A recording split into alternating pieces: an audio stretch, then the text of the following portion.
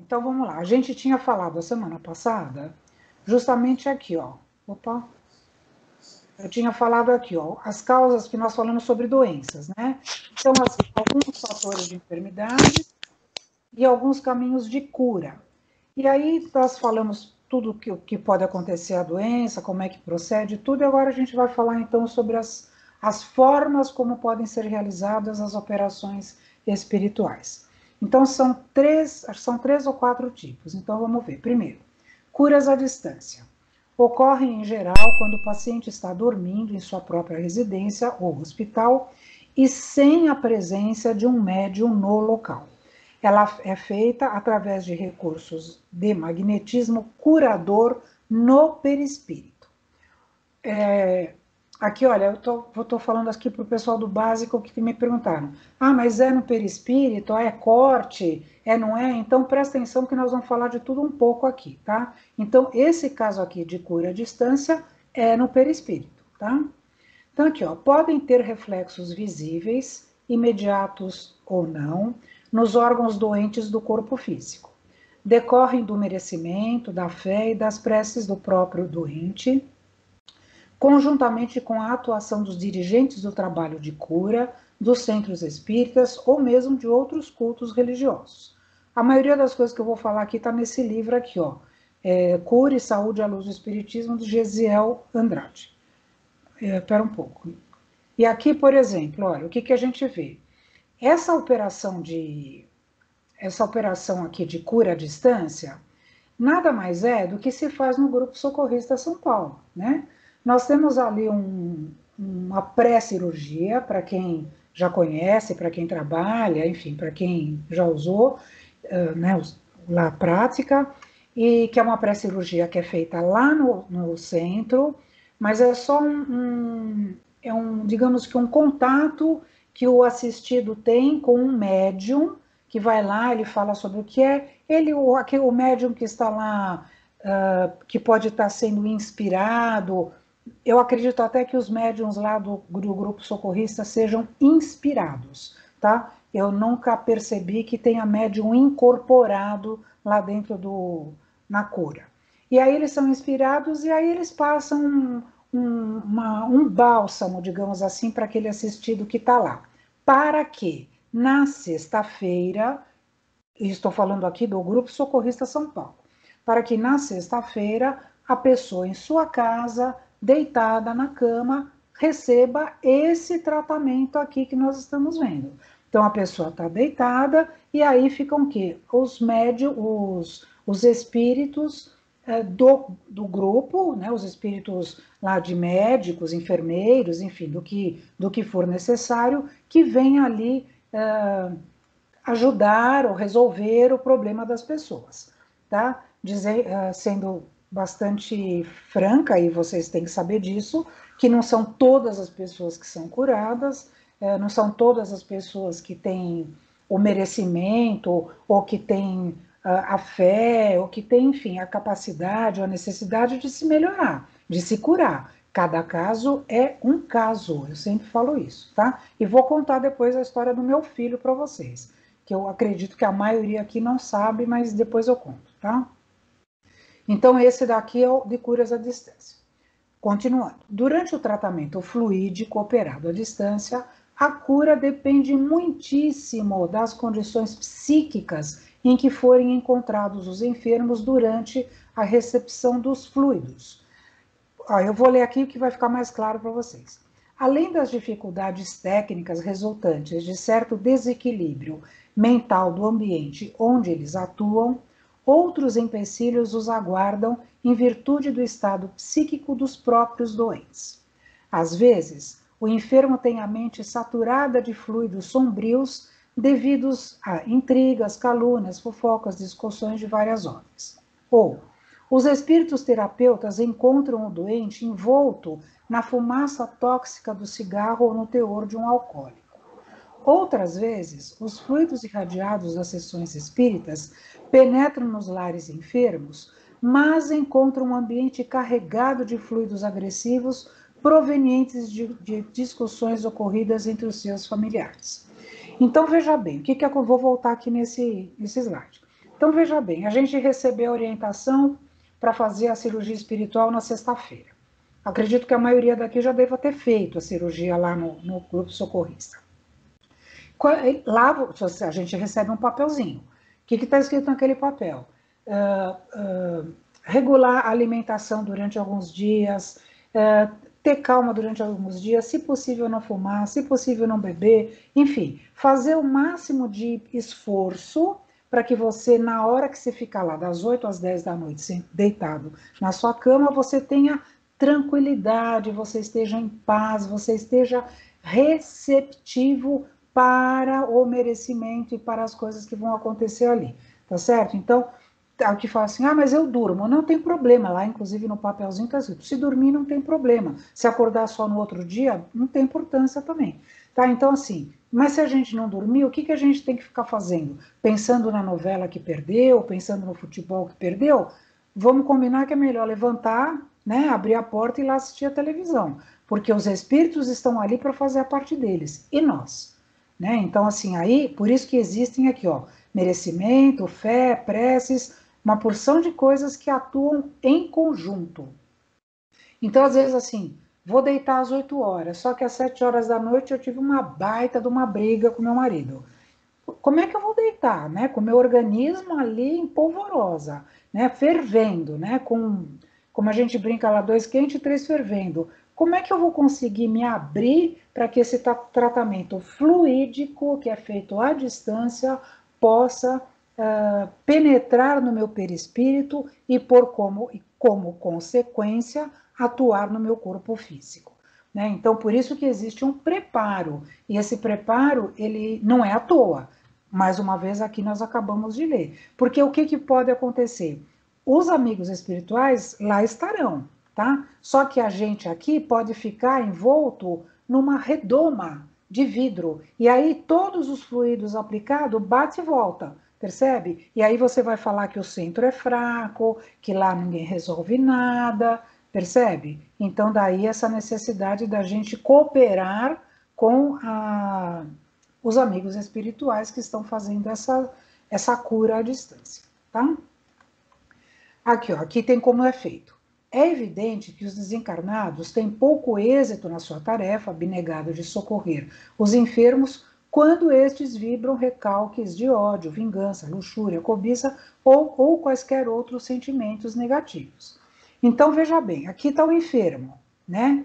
Veja, aqui ele pode estar lá no jogo e no álcool e tudo mais. Aqui tem uma entidade, a entidade responsável pela área, identificando o enfermo. Aí o que acontece? Esse espírito aqui, ele vai fazer uma notificação da consulta para saber o nome e endereço desse assistido. E aqui ele vai ter uma imagem perispiritual do enfermo. E aí o que acontece? Aqui, neste caso aqui, tem um médium. Lá no grupo socorrista não tem esse médium, não tem uma equipe de médiums que fica lá das 8 às 10 para fazer esse tratamento, mas alguns centros podem ter, tá? Então, por exemplo, esse médium está aqui, tem um espírito amigo, tem um diretor espiritual, tem uma faixa luminosa aqui que está irradiando tudo, e aí o que acontece? Tudo entra, aqui é um espelho fluídico, ó, que é o perispírito do enfermo. Então vejam que existe uma equipe espiritual responsável por tudo isso. Então, assim, a gente tem que ter um pouco mais de respeito para com os espíritos, né? Porque eles estão ali fazendo a parte deles. Só que se a gente não tiver, não vai adiantar nada. Quando a gente, por exemplo, deixa o nosso nome ali, né? No altar, ou nos outros centros tem a caixinha de vibração, que você põe lá o nome, o endereço, ou põe o que está acontecendo. Tudo isso é visto pela espiritualidade. A gente não põe ali de bobeira, porque se fosse assim, nem teria caixinha também, né? Não teria nada disso. Põe o nome no altar, põe ali o endereço ou o problema que a pessoa tem, porque tem equipes espirituais responsáveis por isso. Tá? Então, de pegar, de ler o nome, de ver, de acudir essa pessoa que está necessitando, tá? Tudo bem até aqui? Esse, então, é o primeiro que nós vimos, curas à distância. Agora a gente vai ver a segunda tipo. operações com o uso de instrumentos cirúrgicos. Nesses casos, o espírito do médico utiliza-se de um médium inconsciente para evitar interferência. O controle pleno está com os seres espirituais, que tomam decisões quanto à anestesia, ao tipo e ao modo de operação e aos cuidados pós-operatórios. Aqui é realizada a operação no paciente com os mesmos instrumentos da cirurgia terrena, porém sem anestesia e também dispensando qualquer precaução de asepsia. Em certos casos, embora raros, o espírito incorporado logra o mesmo resultado cirúrgico, utilizando como instrumentos operatórios utensílios de uso doméstico, como facas, tesouras, garfos ou estiletes comuns, e, igualmente, sem qualquer cuidados antissépticos. Isso daqui é uma coisa do outro mundo, literalmente. Eu vou ler mais, depois eu vou contar o caso aqui do meu filho, tá bom? Que é exatamente isso aqui que aconteceu. Nessas operações... Oi? Podemos dar um exemplo do que ocorreu com o Arigó? Calma, seu Antônio.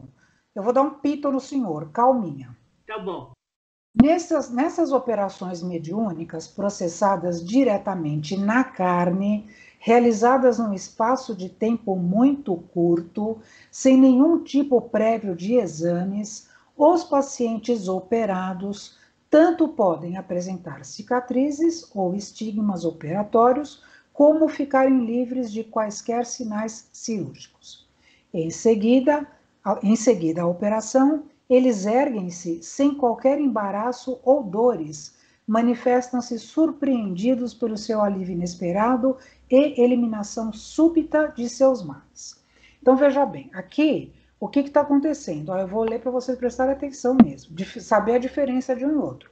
O espírito do médico utiliza-se de um médium inconsciente. Então, é assim, o médium está lá, o médico espírita, o espírito do médico incorpora nesse médium, que está inconsciente, e a partir daí é feita a cirurgia como se fosse, entre aspas, numa sala de cirurgia. Só que não tem asepsia nenhuma, os aparelhos que eles podem usar podem ser tanto instrumentos cirúrgicos, como acabei de falar, instrumentos como faca, garfo, colher e essas coisas afins.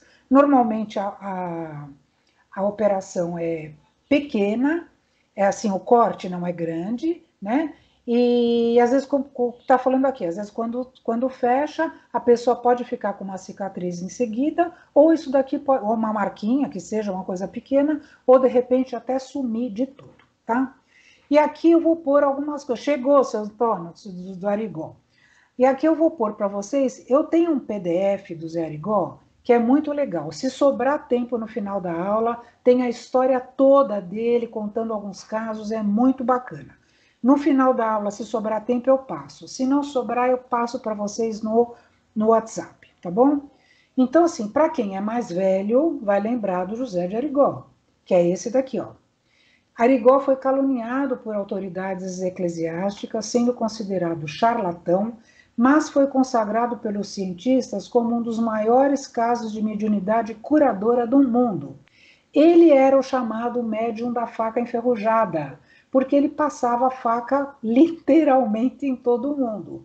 E aí ele morreu até que de uma forma precoce, digamos, quer dizer, precoce a gente fala, mas sabe que ninguém morre na véspera, né?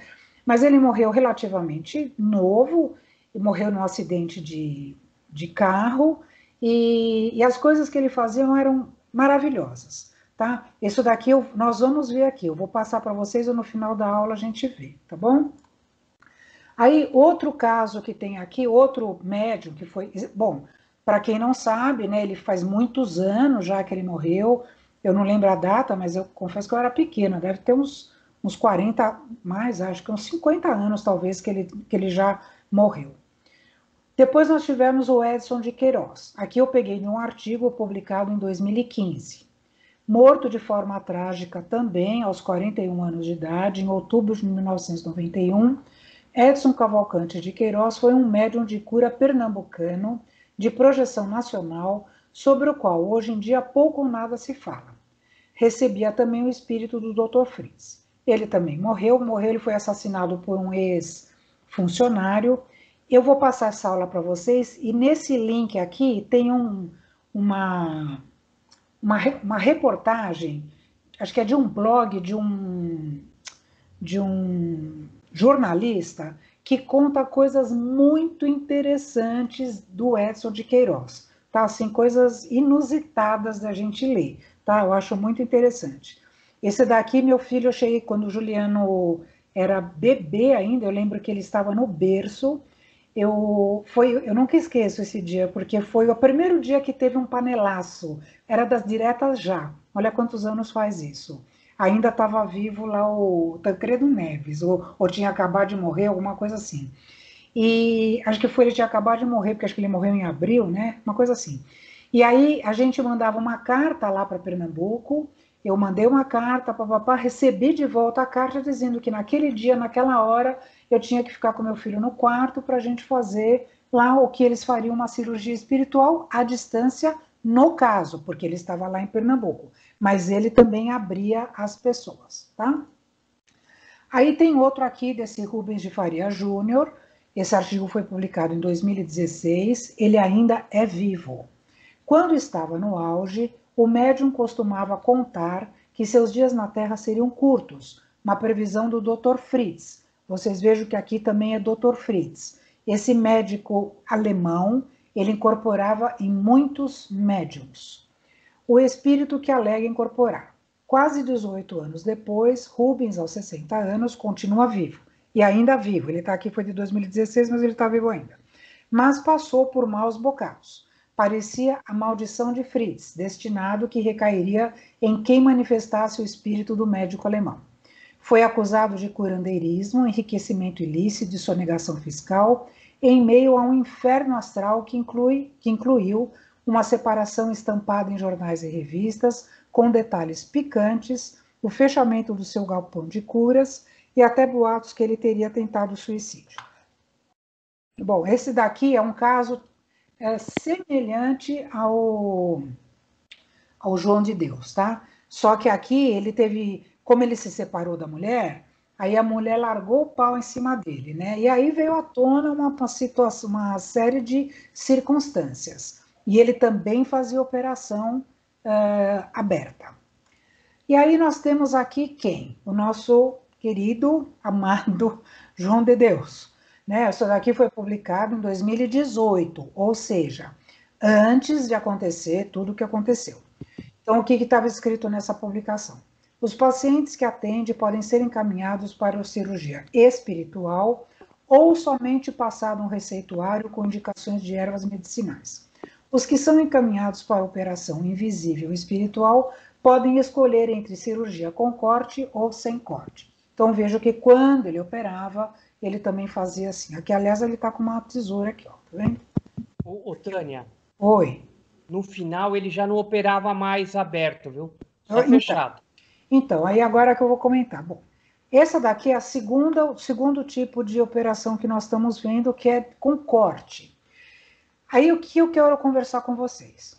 Antes de que alguém me pergunte, mas e o João de Deus, o que aconteceu? Ou esse cara aqui também, o que aconteceu? Ou com, eventualmente, muitos outros que a gente às vezes nem sabe. Né? O que aconteceu quando eles, para terem, bom, mais nítido aqui, o João de Deus, que a gente sabe tudo o que aconteceu com ele. Eu não vou entrar no mérito aqui da questão, principalmente com os alunos do básico, porque eu já conversei tudo isso com os alunos do mediúnico. Ele, assim como tantos outros médios, tinham, né, uma mediunidade de prova. E aí o que aconteceu? Eles não conseguiram passar na prova. Literalmente é isso. Não conseguiram passar na prova. Todo mundo tem um livre-arbítrio. Eles tinham essa... o egoísmo, a vaidade, a ambição falou mais alto e deu no que deu, no caso aqui do João de Deus, tá? Não vou entrar mais no mérito, porque senão a gente vai ficar falando muito tempo sobre isso e a aula não é sobre isso. Eu só pus ele aqui porque ele fazia, enquanto ele fazia, e quantas pessoas foram curadas lá. Sabemos que lá em Abadiânia, né, Abadiânia, acorriam ali milhares de pessoas do mundo todo. É sabido que do mundo todo iam lá e muitas pessoas, de fato, foram curadas. Só que ele se desvirtuou e acabou no que deu, né? E agora eu vou comentar com vocês o que aconteceu com o meu filho. Eu não sei se você, não sei se, com certeza aqui alguns alunos aqui não sabem. Eu tenho um filho que meu filho mais velho é deficiente visual. Ele já é uma síndrome que ele tem e ele já nasceu com isso. Quando ele tinha 8 anos, eu soube que em Palmelo, que é uma cidade que tem 2.500 habitantes, a 250 quilômetros de Brasília, é a cidade, proporcionalmente, a cidade mais espírita do Brasil. Veja, proporcionalmente, né? Lá é assim, 96% da população é espírita. Nessa cidade, assim, em cada esquina tem um centro espírita. Aliás, ela foi fundada ao redor de um centro espírita. E aí, o que acontece? Essa cidade é super pequenininha, e lá eu fiquei sabendo que lá existiam faziam cirurgias espirituais. E aí eu cismei de levar meu filho para lá. E aí eu fui, era cobrado, eu paguei, mesmo sendo espírita, hein? Eu estou me abrindo com vocês, eu paguei e fui para lá. Lembrando não, só esclarecendo que o meu filho nasceu com uma síndrome, que é chama síndrome de de Morsier, que é uma atrofia do nervo óptico. Então ele tem ausência de um órgãozinho que nós temos aqui que chama septo pelúcido e ataca também a hipófise. Então, no caso dele, ele é mais baixinho por conta disso, mas não teve mais nenhuma outra sequela que poderia ter sequelas, por exemplo, de retardo mental. No caso do meu filho, não houve isso. Alguém está com o microfone aberto aí, por favor. Aí eu soube que existia essa cirurgia, eu já tinha passado aqui em muitos médicos, e de fato nunca teve uma chance de meu filho, não adiantava, não tinha cirurgia, não tinha nada para ser feito. Bom, tudo bem. Aí eu peguei e fui para lá. Fui para lá eu, meu marido e meu filho. Eu tinha uma Caravan na época, olha só, eu não sei nem se os mais novos conhecem aqui esse carro. E a gente foi para lá, nós fomos de madrugada, chegamos lá, e uma coisa que eu gosto de contar, que eu acho, para mim, foi muito interessante, porque no meu carro tinha relógio digital. Nós entramos na cidade, o relógio pifou do carro, assim, do nada, né? E eu sempre, o que eu atribuo isso, né? Essa cidade é absurdamente magnetizada, sabe? Ela tem uma vibração, assim, absurda nessa cidade. Uma cidade super pequena, na época, né? Eu fui há 30 anos. Mas também hoje, eu acabei de ver, tem 2.500 habitantes, quer dizer, não é nada de expressivo. Uma cidade que tinha só chão batido, não tinha nem asfalto, nem paralelepípedo, nada, era só chão batido.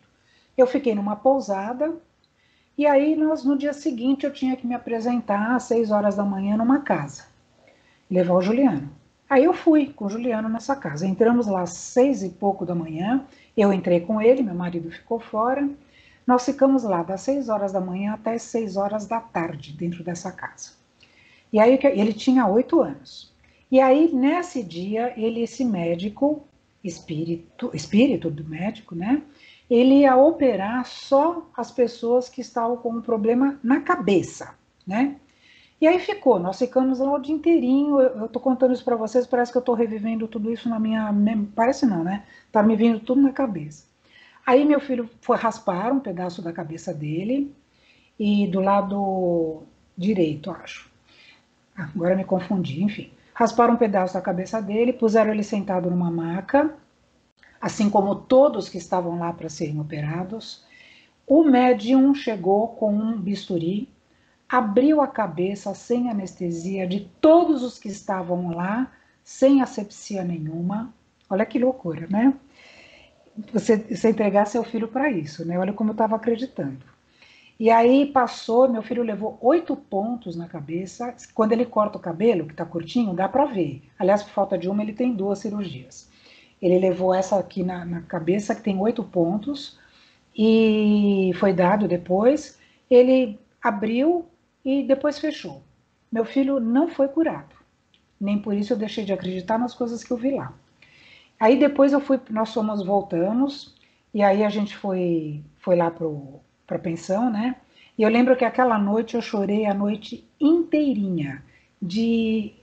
Era um choro que eu não sei explicar para vocês, era uma coisa assim de tanta emoção do que eu tinha visto lá, sabe? De falar assim, gente, eu não acredito no que eu tô vendo aqui, assim, não é que ninguém me contou, eu vivi isso, eu presenciei. Lá eu presenciei uma operação de coração, de peito aberto, feita a céu aberto num chão batido. O cara estava na maca, num chão batido, no céu aberto, e ele fez uma operação de coração lá.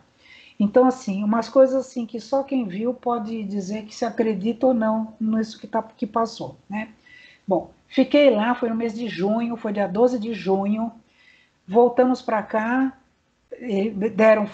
passado uns remédios que eu comprei na farmácia, e nem antibiótico ele tomou, porque não tinha médico lá, né? Então foi alguns remédios que eu lembro até a farmácia que eu fui, mas eu não lembro os remédios.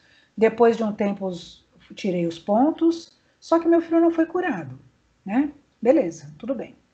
Aí depois de olha só que interessante, gente. Passou um tempo, eu fui em junho para lá, dia 12 de junho. Passou acho que uns 15 dias, 20 dias, sei lá, alguma coisa assim, veio uma notícia de Palmelo, que o médium que fazia essas cirurgias morreu afogado num rio.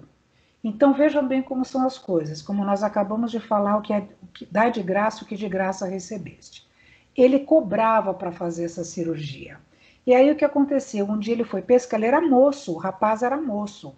Ele era casado, morava ali também próximo, sei lá, numa cidade próxima, me parece que numa casa muito boa.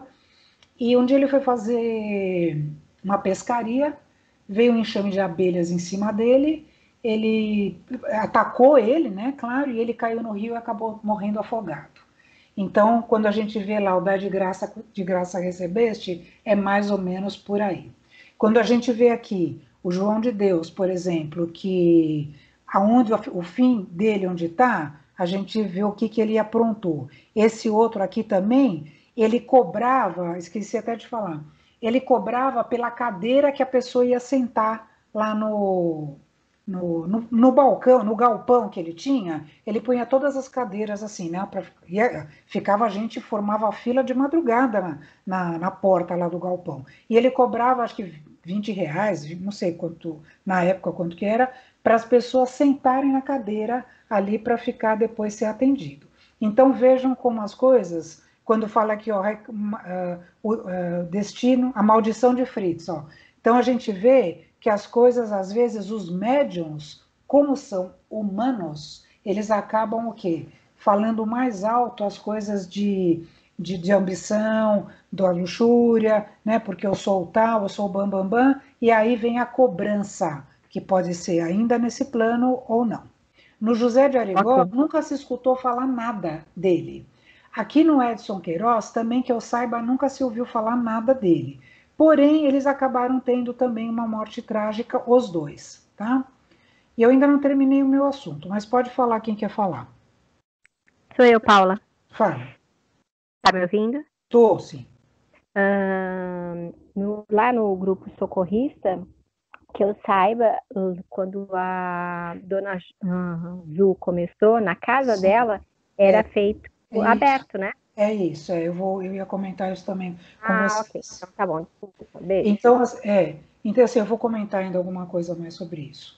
Aí depois, continuando na história do meu filho. Aí eu soube que esse médico que incorporava o médium, estava incorporando em outro médium. Aí o que eu fiz? Eu trouxe de Goiás esse outro médium para fazer uma cirurgia espiritual na minha casa. Aí não houve cobrança de nada. Eu trouxe na minha casa, eu morava em São Bernardo, e eu morava numa chácara, e a garagem do meu pai era muito grande.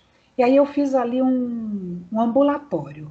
eu dei uma improvisada ali e coloquei várias macas, pus cadeiras para atendimento, foi assim, foi um barato. E aí eu chamei várias pessoas que eu conhecia, que queriam ser atendidas, e o Juliano ia passar de novo por uma outra cirurgia. E ele, de fato, passou de novo com uma outra cirurgia, só que foi menos pontos, acho que foi uns 4 pontos. Se vocês observarem o Juliano qualquer dia, ele tem dois cortes na cabeça. E o Juliano não recuperou a visão. Nesse mesmo dia, uma pessoa foi operada no estômago e foi retirado de lá um negócio que eu estou vendo na minha frente, assim, uma tripa vermelha, que era... Eu estava lá, gente, não era que era gás e pintada de vermelho, não, era de fato, não sei se era uma hérnia, uma úlcera, não sei o que é uma mulher, não sei o que ela tinha, que foi operado lá e a mulher se curou. E aí também ele fez, na época ele fez consultas também, que ficou assim um monte de pessoas sentada, ele também consultou as pessoas. Bom, isso foi a experiência que eu tive, não é que ninguém me contou, eu passei por isso e estou contando para vocês. Então, o que a gente vê hoje? Aí voltando, por exemplo, meu filho não foi curado, né? Curado não é nem a palavra certa, porque meu filho não é doente, né? Ele não voltou a enxergar, ou enfim, não teve a visão recuperada. E vou te falar, ele é uma pessoa, quem conhece o Juliano sabe, ele é uma pessoa extremamente do bem, né? Ele já falou para mim que se um dia Jesus descesse na Terra e falasse para ele que ele queria enxergar, que ele iria enxergar, ele ia falar assim para Jesus que ele não queria, porque ele está muito feliz do jeito que ele é. Então dá para vocês terem uma noção, né? O problema é mais meu do que dele, né? Mas enfim, eu aquietei, nunca mais fui atrás disso, porque eu vi que é uma necessidade que ele tem que passar. Por quê? Não sei. Né? O que houve no passado entre eu, ele, o pai, a irmã, enfim, não sei. Né? Também não vou atrás de saber, porque isso para mim não é o mais importante. Né? O importante é que ele esteja bem, seja feliz e ponto. Né? Então vocês veem que nem toda cirurgia espiritual dá certo. Né? E aí, voltando novamente de uma forma geral. Essas cirurgias espirituais, eu confesso que, abertas, eu confesso que hoje, eu não sei se existem muitos centros que fazem isso, para falar a verdade. Eu desconheço, juro por Deus que eu desconheço quem faça isso hoje. Mais uma vez eu falo, agora eu vou relembrar até para o pessoal do básico que a gente falou. Isso, há um tempo atrás, era mais necessário para quê? Para que as pessoas despertassem, para que elas acreditassem naquilo que elas estavam vendo. Então, por isso que era feito. Só que, obviamente, com relação à asepsia, com relação à ética, isso tudo foi sendo substituído. Então, por exemplo, como a Paula falou, no grupo socorrista, antigamente, quando a dona Azul, que é a avó do Marcelo, fundou, na casa dela era feita essa cirurgia aberta. Depois a coisa começa a crescer, começa a ficar mais complicada essa situação. Porque, de qualquer forma, vocês hão de convir comigo que, por exemplo, vocês vejam só, o mesmo bisturi que abriu a cabeça do meu filho, abriu a cabeça de, sei lá, umas 20 pessoas lá dentro, sabe? De se abrir e sair sangue, gente, uma coisa louca isso. E ninguém, que eu saiba, ninguém pegou uma infecção, entendeu? Mas, por exemplo, isso, nos dias de hoje, acaba acontecendo o quê? Alguém que faz uma denúncia, por exemplo, o que baixa lá? Baixa a vigilância sanitária, ou sei lá, o que a polícia, algum lugar, alguma coisa baixa no centro, que de fato é uma prática que, se você for ver hoje pela ciência, ela é complicada, porque justamente envolve asepsia e uma série de circunstâncias, como a ética mesmo que eu estou falando. E aí o que acontece? Essas cirurgias abertas foram sendo mudadas, né, sendo, enfim, revertidas, digamos assim, para cirurgias espirituais. Então, por exemplo, eu sei que e parece que no grupo socorrista era assim, e agora também não é mais. Depois de aberto, não se fazia mais aberto. Depois, o que o médium fazia? Que era o pai do Marcelo, o William. Ele pegava uma caneta, não sei se vocês me veem aqui, uma caneta, né? E pegava assim, a caneta fechada, com a ponta da caneta, e passava ali aonde estava onde deveria ser feita a cirurgia. Só como se fosse para marcar, né? Para deixar um sulquinho ali, né? Um raspadinho ali que seria feita essa cirurgia. E aí depois, agora, por exemplo, no centro, eu acredito que nem isso mais se faça. O que acontece? Por exemplo, algumas cirurgias que eu assisti, como do meu marido, que passou lá, eu passei lá, o Paulinho, né, que é o tio do Marcelo. Ele só coloca o dedo, assim, coloca, sabe, toca, onde você está com problema, me toca.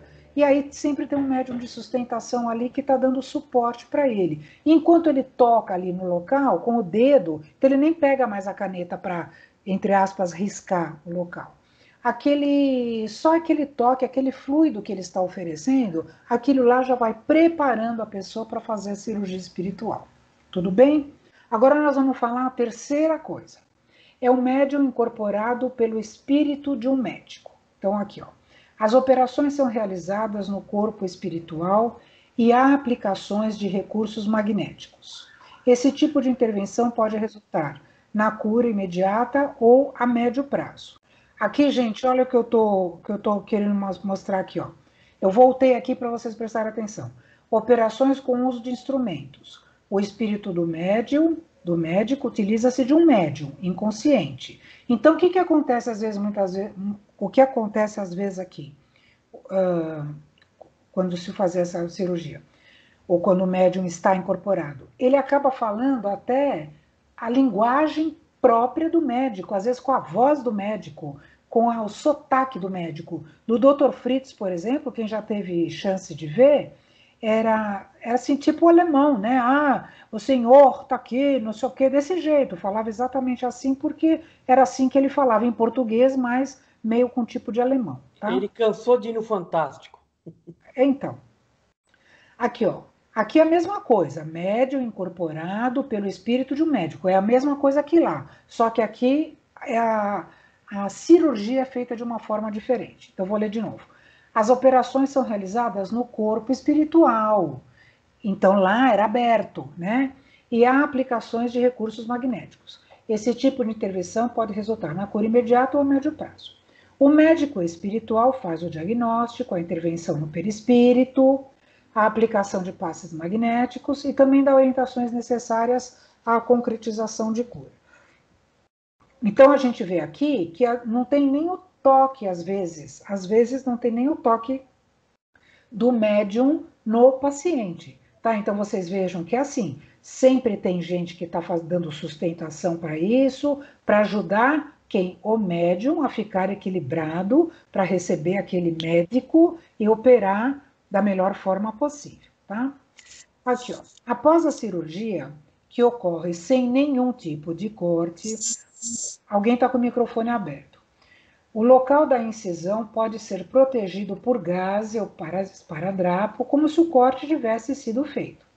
Exames posteriores, através do raio-x, por vezes, apontam no local da incisão um corte interno, próprio de uma cirurgia.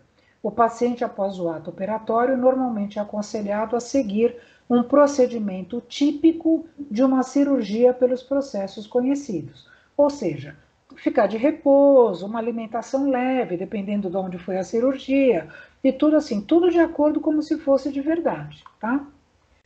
E o quarto, esse aqui é bem interessante. É um médium em transe. Olha só, isso aqui é um barato.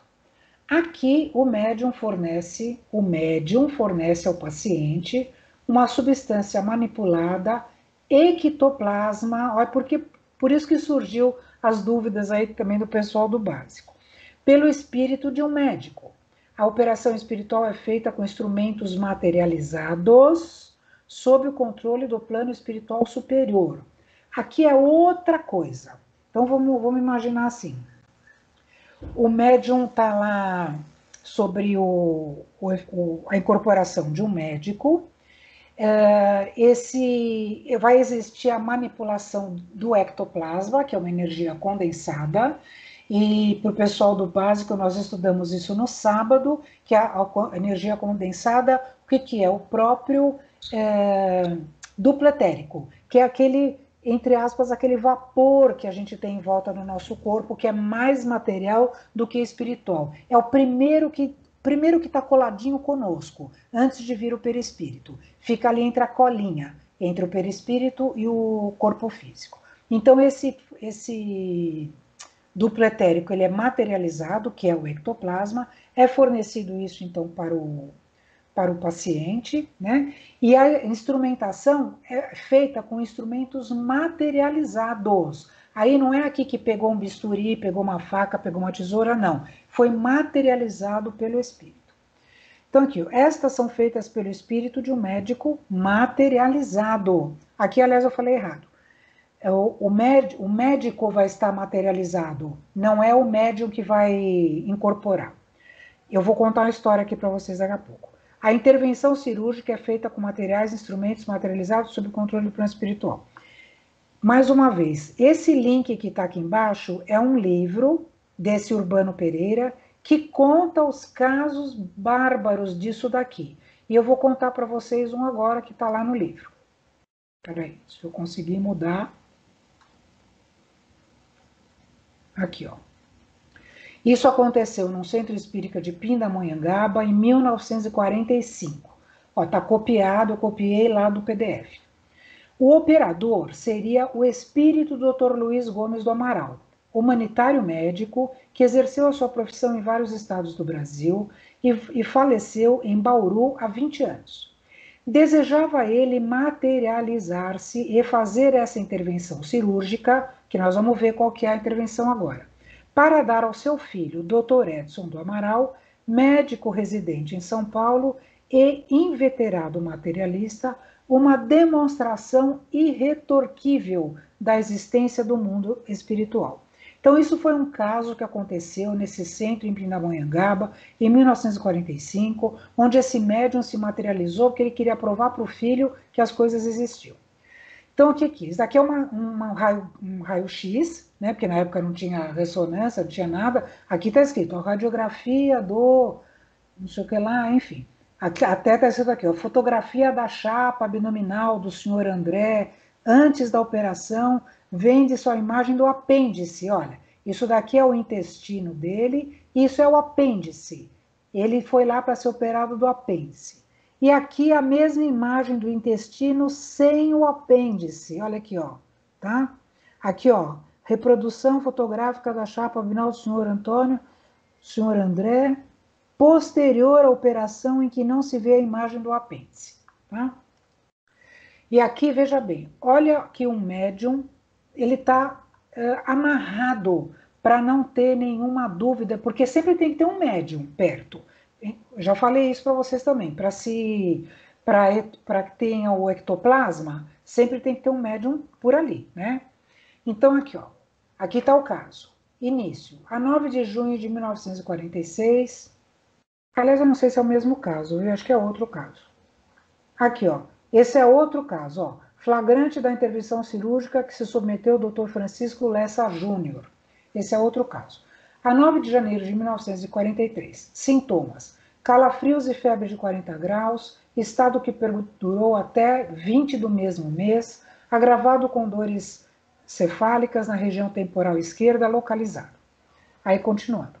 Traçado na região frontal com instrumento frio, traçado em forma de pentágono, novamente traçado em forma de cruz, com a impressão de maior profundidade, sucção de qualquer substância que foi depositada num vidro de boca larga.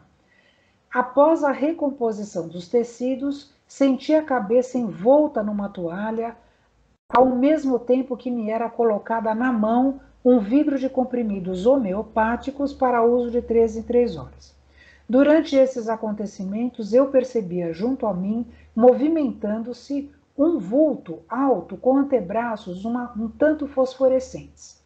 Tentando por vezes apalpar o vulto ou segurar-lhe as mãos, não o consegui, pois o mesmo parecia imaterial. Veja, então isso daqui foi a cirurgia que foi feita com talvez outro médico, não sei se é o mesmo aqui, materializado, ok? E aí vocês veem que aqui está a decorrência do que o Se não me engano, esse, gente, é que eu juro que eu acabei não revendo toda a história. Eu acho que esse doutor Francisco também era médico e ele se submeteu a essa cirurgia. Tá? Aqui, ó, formação do ectoplasma sobre o rosto do médium. Cordões de ectoplasma. Vejam, saindo do nariz do médium. Olha o médium todo amarrado no braço e na perna, né, para ter certeza que isso não era manipulação.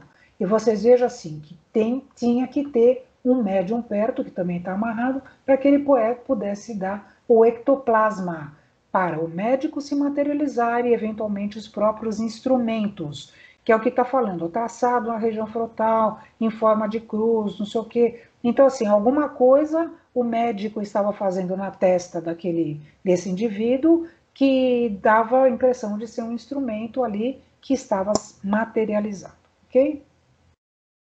Pronto. Essa, na realidade, é a parte das cirurgias. Alguém quer perguntar alguma coisa? Não, eu só queria falar uma coisinha. Fala. No filme do Chico Xavier, tem uma passagem lá que ele tá doente, que acho que é a irmã dele que fala para ele procurar o Arigó e ele fala que não, né?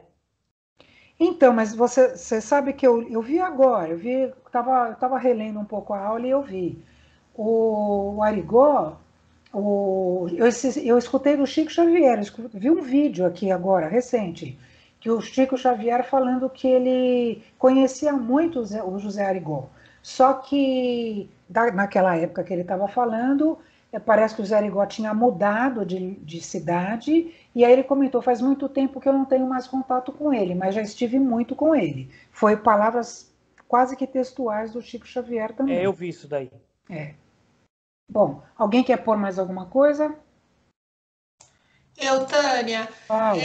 eu fiz algumas operações agora no socorrista, acho que foram 4 ou 5 cirurgias, como no final do ano passado, e uma delas me operaram com a caneta, assim.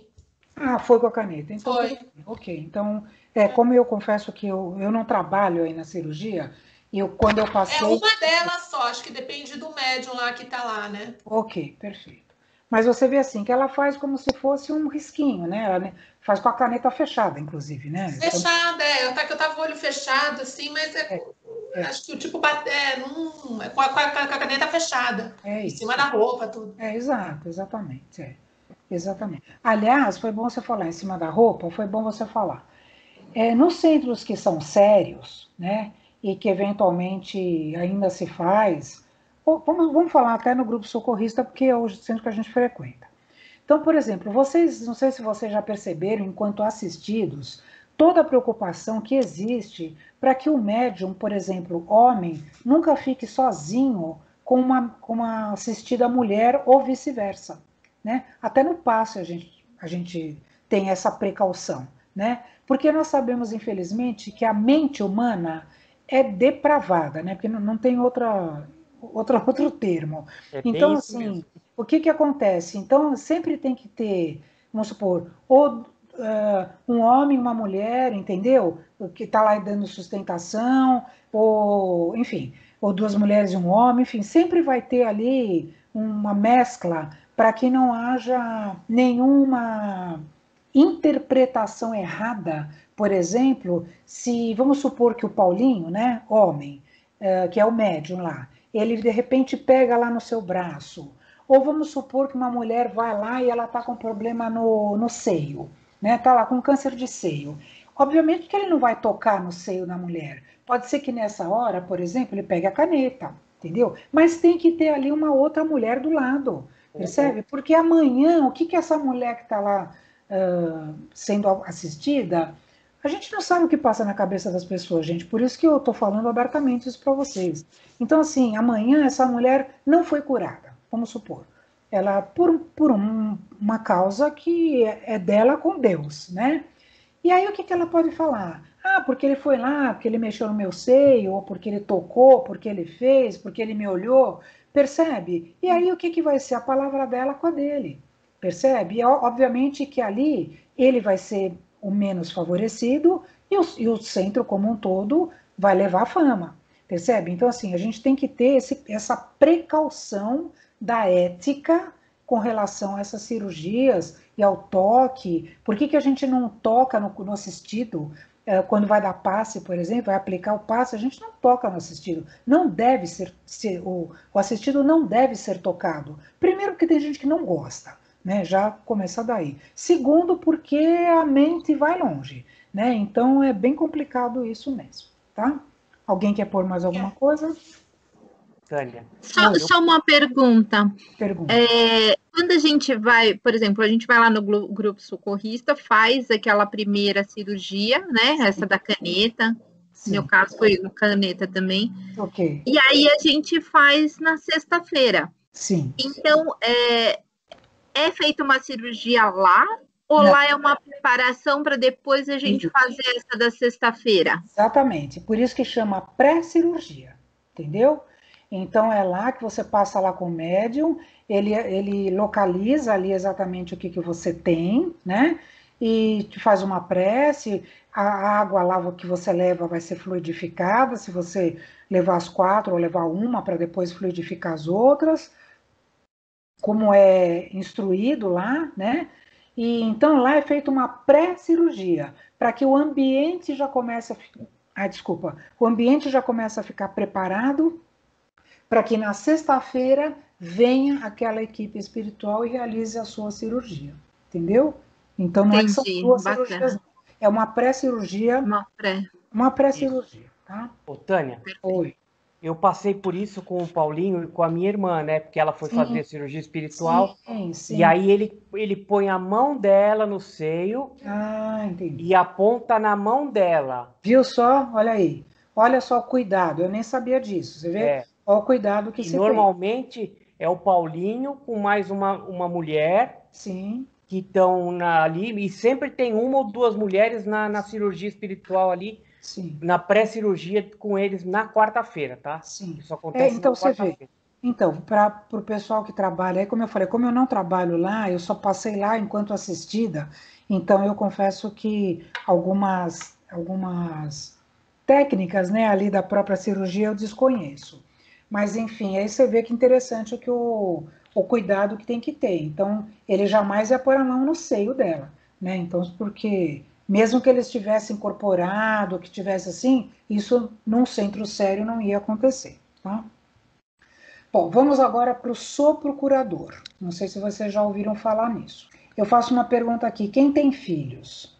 E quem tem, mesmo que sejam adultos, mas quando o filho era pequeno, que aí caiu e ralou o joelho, aí ele veio choroso, todo para a gente ali, o que a gente faz? O que a mãe faz? Além de limpar, né? Claro. Dá um beijo. Dá um beijinho. É o assoprão lá na ferida. Assoprinho, né?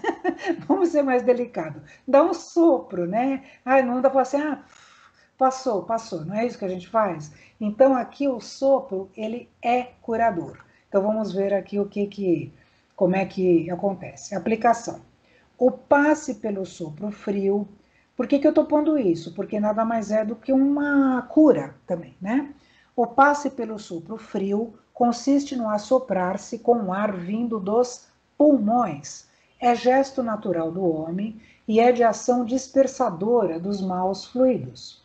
Aplica-se da forma semelhante e quando a queremos apagar uma vela, com rapidez e vigor, de uma distância entre 30 centímetros a mais de 1 metro. Aí haja vento, né? Geralmente no frontal da pessoa.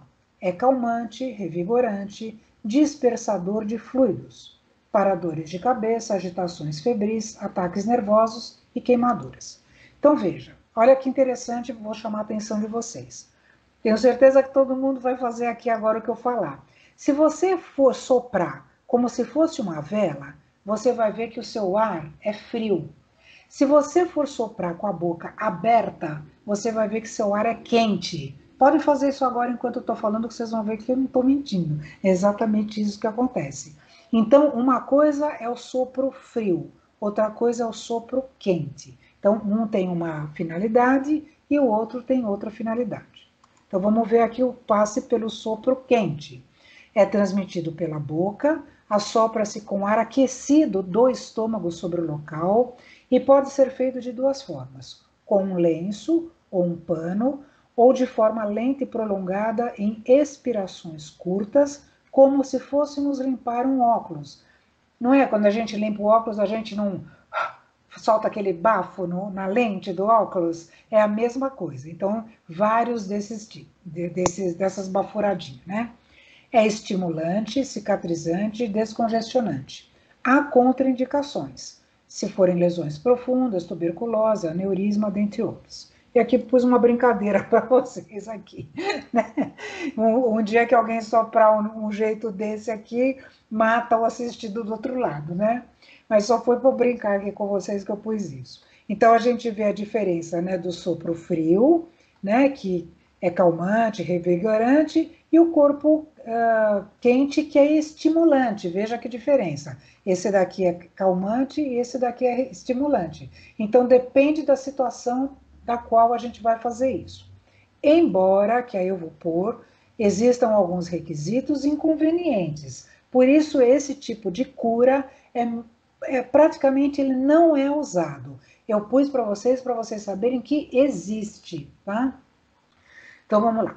Este trabalho requer conhecimento profundo no manejo dos fluidos, moral muito elevada e assistência espiritual enobrecida nos exemplos evangélicos. Hálitos impregnados de fluidos viciados pelo álcool, fumo, vapores de condimentação e molhos apimentados não se prestam para fins terapêuticos do sopro. Se o que entra pela boca sem o necessário cuidado de seleção contamina o sopro, que diríamos então da boca que não se resguarda de palavras de baixo calão, que criam nuvens escuras em torno de sua aura e as irradia para o próximo? É preciso conservar a pureza da boca e a santidade das intenções. É imprescindível que o homem possua estômago sadio, boca habituada a falar bem, com abstenção do mal e a mente reta interessada em auxiliar. Então, vocês viram aqui que é para bem poucos, né, que pode fazer isso daqui. Aliás, é uma coisa que até a gente brinca aqui, mas é fato, né? Você não vai comer uma cebola e vai assoprar no assistido, né? Então, assim, não tem sentido isso. Por isso que aqui estava falando até que poderia ser com um lenço, né? Com um pano, assim, como se tivesse um anteparo para a pessoa. Imagina em épocas de Covid, né? Ai, Jesus. Agora tem a máscara. Nossa, desculpa até a brincadeira, mas de fato, hoje isso daqui é impossível, né, de se fazer. De fato, hoje isso aqui é impossível com o Covid dançando por aí. Então, assim, mas de fato a gente vê que é uma coisa que existe. Por exemplo, se, como eu comentei, né, você tem um filho, de repente você consegue aplicar isso no seu filho, né? Porque afinal de contas é assim, é a sua família, né? Então fica mais fácil você tendo ali aquela intenção para com ele, aquela boa vontade, aquela fé que você tenha de que ele pode se curar. Você pode colocar um sopro frio, por exemplo, na testa dele, como a gente falou aqui, que é no frontal, né? Aqui, ó, onde é que está escrito? Em algum lugar eu escrevi ali. Aqui, ó, geralmente no frontal da pessoa, né, na testa, ok? Bom, agora nós vamos falar de cromoterapia. E aí eu queria perguntar, a Roseli está aqui? Ou não? Acho que não. É uma pena. Se a Roseli estivesse aqui, eu acho que ela poderia contribuir muito conosco. Ela trabalha com isso, não com cromoterapia especificamente, mas acho que ela trabalha com alguma coisa com cores. Eu acho que é bem legal. Mas, enfim, nós vamos falar o que a gente... Não vou me demorar muito aqui, mas nós vamos entender o que eu vou falar.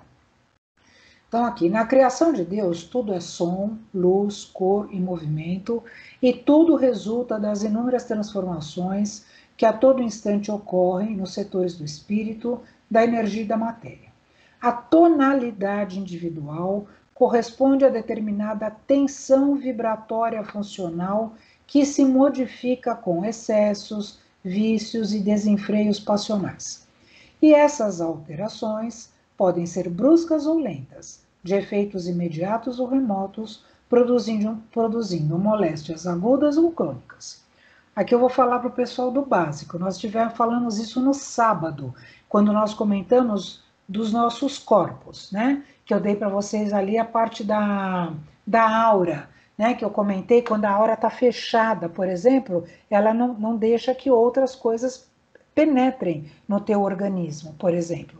E ela fechada e irradiando as luzes corretas, né, também. Então, vocês vejam que a gente pode, com o nosso pensamento, a gente pode alterar as tonalidades da nossa vibração, tá? Então, a gente fica aí com a vibração, podemos ficar com a vibração muito densa, escura, pesada, ou podemos ficar luminosos, dependendo tudo do nosso pensamento, das nossas atitudes, tá? E aqui eu pus isso daqui para vocês verem, olha. Na aula do ano passado, aqui para o pessoal já do ano passado, nós já tivemos uma aula, aliás, acho que desse ano eu também já falei alguma coisa, sobre os comprimentos de onda, né? Nós sabemos aqui o espectro, né, da luz visível dividido em 7, né, cores, e aí nós temos aqui as ondas de rádio, micro-ondas, do infravermelho, papapá. Então aqui, ó, o infravermelho, quando aplicado às curas, tem efeito mais superficial no organismo, com reações mais leves, e as vibrações ultravioletas penetram mais nos tecidos, na estrutura celular, produzindo reações mais intrínsecas e intensas. Então, vejam bem, não sei se eu tenho aqui na minha casa, que era do meu pai, isso daqui, por pouco que ontem ainda não liguei, porque eu tô com uma dor na coluna aqui só por Deus. A luz infravermelho, né, que é uma luz vermelha, de fato. E o que acontece? Ela tem um efeito mais superficial no organismo, então você pode até colocar, por isso que ela é vendida e você pode usar, entre aspas, sem muito problema, porque ela atinge só a parte superficial do seu tecido, porque ela é uma onda, veja, uma onda longa, ela é uma frequência baixa, então o que acontece? A gente viu que era inversamente proporcional, o comprimento com a velocidade, né? Com a frequência. Então, assim, é uma onda longa, então ela só atinge os mais periférico. Enquanto o ultravioleta, que é o último aqui, veja, é uma onda mais curta, ela tem uma frequência maior. O que ela acontece? Que é justamente o ultravioleta. Nós não temos ali o do sol, que tem ultravioleta, que a gente não deve tomar o sol em determinado horário, que tem o A, tem o B, porque ele penetra na estrutura da célula, produzindo reações intrínsecas, intensas. Por que a pessoa tem câncer de pele muitas vezes? Porque lá atrás tomou muito sol, que nem assim, eu tô com meu marido, ele está tirando um monte de pinta agora e algumas delas deu, que era um pequeno câncer de pele. Porque lá atrás a gente tomava sol e não tinha protetor solar. Né? Pelo contrário, a gente passava Coca-Cola no corpo, fazia um monte de bobagem para ficar morena, né, do sol, e não estava... Bronzeador caseiro. Nossa, nem fale, meu. Nossa, pelo amor, eu tô me vendo, parece que jovem na praia usando essas bobajadas todas. Aqueles óleos, bronzeador e não sei o quê. O que acontece hoje, depois de muitos anos? A estrutura celular foi alterada, porque eu tomei muito sol nas horas que não era para ter tomado. Né? Agora, com protetor solar, tudo bem, a gente já tem um pouco mais de liberdade. Mas mesmo assim, muitas pessoas que têm câncer de pele hoje é fruto do sol que tomou lá no passado, tá? E aí, por que eu estou pondo isso? Porque nós estamos falando de cromoterapia. E aí a gente sabe que cada cor, ela tem também um significado. Nós não vimos ali nos centros de força, que o próprio centro de força tem as cores próprias. O coronário é roxo, o frontal é um azul índico, o laranja é um azul claro, depois tem um rosa no cardíaco, um laranja no esplênico, acho que é o verde no gástrico e o vermelho no genésico e no básico. Então, cada um tem uma cor específica, e essas cores, quando aplicadas, elas podem ter um efeito benéfico, sim. Não é à toa que existem cursos de cromoterapia, né? Aliás, que é um dos cursos que meu filho quer fazer. Então, aqui, ó, efeito das cores. Tânia. Oi. É o Ricardo. Fala. Quando eu fraturei meu braço e a perna, eu Sim. coloquei pinos. Sim. E a fisioterapia que eu fazia era emanada com a luz verde. Ah, então você vê de cura, né? Uma luz verde de cura. Aqui, ó, nas células orgânicas, as cores agem produzindo alterações fisiológicas, penetrando as tramas celulares, os raios coloridos alteram o seu ritmo funcional, assim como suas relações com elementos vizinhos dentro do conjunto orgânico. Quando uma célula, por qualquer circunstância, perde a sintonia funcional com o conjunto e adoece, a incidência de raios coloridos sobre ela força a retomar o ritmo habitual, reconduzindo-a ao teor vibratório que lhe era próprio quando sã. Olha que interessante. Então, se você tem ali algum local do seu órgão que está comprometido, aí existem algumas lanternas que são usadas na cromoterapia, que aí então o terapeuta vai usar de uma maneira correta, direcionar aquilo para aquele local que está doente, forçando a que a célula que está doente retome a sua funcionalidade, ok? Bom, essa parte acabamos e vamos para o final aqui, que é receituário mediúnico, que é uma coisa muito controversa também, eu vou chegar lá para falar para vocês. Então, aqui, ó. A mediunidade receitista foi tratada por Kardec de maneira objetiva. Diz ele no Livro dos Médiuns que a especialidade dos médiuns receitistas é a de servir mais facilmente de intérpretes aos espíritos para prescrições médicas.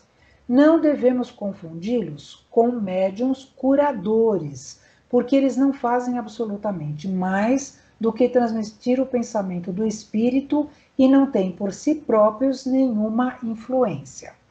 Eu vou ler aqui, depois eu explico. A mediunidade receitista é, no processo de cura, muito importante e às vezes complementar do tratamento espiritual. Os espíritos que atuam neste setor, normalmente ex-médicos encarnados, se utilizam de conhecimentos adquiridos em vidas passadas e aprimorados na espiritualidade. Suas receitas chocam muitas vezes os profissionais da medicina, uma vez que a combinação de remédios nem sempre segue o comportamento tradicional. Há espíritos que combinam diversos tipos de remédios, misturando alopatia e homeopatia, enquanto outros seguem uma dessas linhas apenas. Aqui. Então, o que eu vou conversar aqui com vocês? É muito complicado hoje os centros espíritas receitarem. Mais uma vez, entra aqui o problema da ética médica, porque, às vezes, o que nós estamos falando aqui, que o médium ele é receitista, ele provavelmente, e é o que se espera, né, quando exista, que ele está o quê? Sendo orientado por um espírito de um médico, né? Então, o que acontece? Em alguns centros, pode ser que tenha o médium receitista e exista um médico encarnado do lado para ver se aquela receita está de acordo com aquele problema que aquela pessoa vai trazendo. Porém, isso acaba demandando uma certa circunstância, uma logística, né, de ter sempre um médico ali do lado, nem sempre existe um médico que, ou no centro, que esteja ali para trabalhar, enfim. E então isso daqui é uma prática que quase não existe mais também. Por isso que, se alguém fez aqui comigo o curso de atendimento fraterno, vai lembrar. Uma das coisas que eu falei ostensivamente. Quando a gente está lá no centro, jamais a gente deve falar, olha, toma chá disso, toma chá daquilo, pega uma planta dessa, pega não sei o que daquela, faz isso daqui, pega aquilo lá. Não podemos falar isso por uma questão de ética. A gente não sabe, não tem capacidade para fazer isso. Mesmo que eu seja um médium receitista, eventualmente, eu agora, nesse instante, assim, a gente não pode fazer isso. Porque você não sabe se aquilo lá dá uma zebra com a pessoa, o que vai acontecer? De quem que é a culpa? Do centro. Entendeu? E aí vem toda a questão ética em cima e a questão policial, inclusive, em cima. Né? A gente sabe que isso é 2 palitos para dar zebra. Né? Então, assim, a gente sabe que hoje, de fato, quase não se prega isso. Eu dei para vocês porque é uma coisa que existiu e pode existir, dependendo da circunstância, mas que na prática mesmo quase não se usa, ok? E aqui, concluindo, A cura se opera pela substituição de uma molécula malsã por uma molécula sã. Depende também da energia da vontade, que, quanto maior for, tanto mais abundante emissão fluídica provocará e tanto mais força de penetração dará ao fluido. O poder curativo estará, pois, na razão direta da pureza da substância inoculada. Então, veja bem, esses três aqui estão, essas três fases estão integradas, né? Então, assim, claro que eu tenho que trocar uma molécula doente por uma molécula sadia, só que para isso depende da pureza da substância que vai ser inoculada, que aí o que é essa substância? São os fluidos que o médium está aplicando através do médico, né? E outra, talvez até a mais principal, da energia da vontade de quem? Do assistido, né? Se eu sempre falo para vocês, gente, se eu estiver lá e estiver achando tudo engraçado, eu vou sair de lá da mesma forma que eu entrei, né? Então a gente tem que ir com fé, com vontade, com esperança, enfim, para tentar melhorar, para tentar substituir essa molécula doente por uma molécula sã. Sempre vai dar certo? Não, nem sempre vai dar certo. Aí é que nós conversamos já, depende de uma série de circunstâncias. A pessoa tinha que passar por aquela necessidade, por aquela situação, e para poder continuar no caminho da sua evolução, porque nós sabemos que nada acontece por acaso, tá? Porém, não podemos nos esquecer que o restabelecimento da saúde física não depende só da técnica de cura mais apropriada. Depende também do poder das energias curadoras atuarem nos corpos espiritual e material, sob o comando dos dirigentes e espíritos socorristas. Depende das mudanças para melhor que o paciente consegue realizar nos sentimentos, pensamentos e atitudes, ou seja, depende da reabilitação íntima, do reequilíbrio, da renovação interior por parte da pessoa enferma, da eliminação das tendências infelizes e da prática do amor. Lembrando que aqui não é uma barganha, eu não vou ficar bonzinho, tá? Eu vou ter que passar por uma cirurgia, e essa cirurgia aí pode me trazer uma complicação, ou então eu vou fazer o seguinte, eu vou dar agora um monte de cesta básica, eu vou isso, eu vou aquilo, eu vou fazer não sei o que lá, mas ó, vê se cuida de mim lá na cirurgia. Não vai adiantar nada, tá? Então, assim, tem que ser uma coisa de verdade, né? Uma renovação interior mesmo, uma reabilitação, uma reforma íntima mesmo, né? Para que você esteja mais apto a receber aquelas graças, se for o seu merecimento. Depende aqui de provas, expiações, experiências e resgates de débitos pelos quais o paciente tem de passar nesta vida e das concessões da misericórdia divina, decorrente dos méritos e das conquistas espirituais do enfermo. Foi o que eu acabei de falar, não adianta fazer barganha. Se você tem uma conquista espiritual, com certeza você vai ter misericórdia divina, que ela vai olhar... O que é misericórdia, gente? Às vezes a gente fala e não sabe direito o que significa a palavra. E eu tenho mania de explicar a palavra, eu peço até desculpas para vocês. Misericórdia, o que é? Que eu sempre lembro da Mazé e tenho certeza que a Paula aqui também está lembrando. A misericórdia divina, o que é? É a sabedoria que Deus tem com as nossas fraquezas. Então, assim, ele sabe que nós ainda somos falhos, que nós ainda estamos a caminho. Então, assim, ele tem essa misericórdia conosco, ele não exige mais do que nós podemos dar, mas nós temos que fazer a nossa parte. Não é também que eu falo assim, se Deus sabe que eu sou assim mesmo imperfeito, eu vou ficar assim mesmo desse jeito, porque ele já sabe como é que eu sou. E daí? Você nunca vai se melhorar? Você não vai sair? Não vai dar o primeiro passo? Então, é por isso aqui que está falando, que tudo depende de provas, expiações, mas com resignação ativa, ok? Enfim, se o doente foi curado, além de tudo que dissemos acima, ele deve ser grato pela cura. A gratidão é uma condição indispensável para o processo, não só de cura espiritual, mas de toda a trajetória evolutiva. A oração, o agradecimento, as bênçãos a tudo e a todos, não somente os que estão próximos, mas também ao planeta, à galáxia, ao universo. Agradecer e ter fé tornará pessoa mais apta e receptiva para receber a cura. Então, assim, hoje é muito comum a gente falar gratidão, né? Inclusive, eu tenho uma palestra que eu acho que ainda eu vou dar lá na Vivian. Eu acho muito interessante essa palestra que eu dou, não é por nada, mas que eu falo dos vários tipos de gratidão que a gente tem que ter. E virou quase que uma coisa banalizada, né? Qualquer coisa que a gente faz, gratidão, gratidão. Será que a gente tem, de fato, noção do que significa essa palavra? Né? Assim, de agradecer de verdade, de agradecer do fundo do coração por tudo que nos acontece. Tudo que é de bom e tudo que é de ruim. Sabe? Porque tudo tem um motivo, tudo tem uma finalidade. Bom, e caminhando para o fim. Apenas o doente convertido voluntariamente em médico de si mesmo atinge a cura positiva. Esse está nos domínios da mediunidade, quando Alexandre, que era o orientador, falou por André Luiz. E o nosso último slide fala o seguinte: Jesus, o médico do amor. Suas mãos e palavras tratavam o corpo, o coração e o espírito. Ele foi o maior benfeitor de todos os tempos, não apenas removendo problemas físicos das pessoas, mas passando uma mensagem de amor e paz que se estende por milênios e que realiza verdadeiras curas. Ok?